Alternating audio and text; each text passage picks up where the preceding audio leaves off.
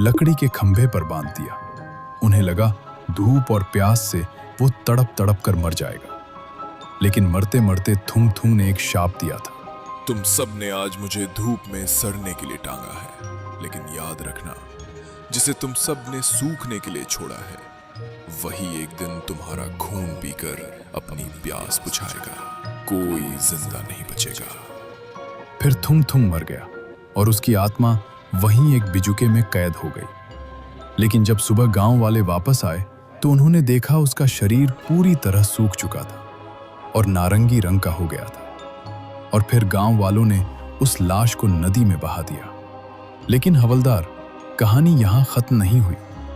थुंग थुंग के मरने के कुछ ही दिन बाद गांव में अजीब घटनाएं शुरू हो गईं। एक रात रामू काका, जो गांव के सबसे पुराने किसान थे, अपनी भैंस ढूंढते हुए उस श्रापित खेत के पास आ गए।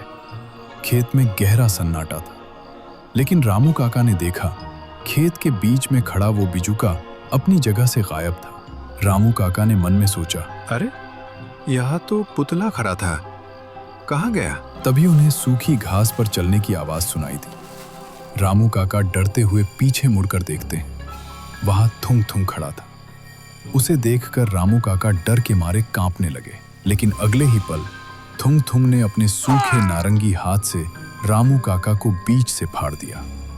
जब सुबह गांव वाले आए तो सब कांप उठे। किसी को कुछ समझ नहीं आया ये कैसे हुआ। सबको लगा ये किसी जंगली जानवर का काम होगा।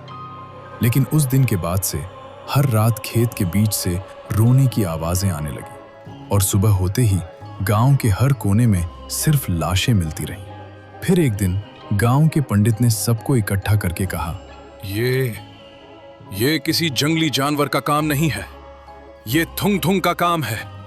वो पिशाच बनकर वापस आ चुका है। हमें ये गांव छोड़ना पड़ेगा, वरना एक एक करके हम सब मिट जाएंगे। उसी दिन से लोगों ने सुखापुर छोड़ दिया और धीरे धीरे ये गांव एक श्मशान बन गया। हवलदार ने डरते हुए कहा, सर, तो वो पुतला अब कहाँ है? यह सुनकर राय स्टार ने खेत की तरफ देखा ही था कि तभी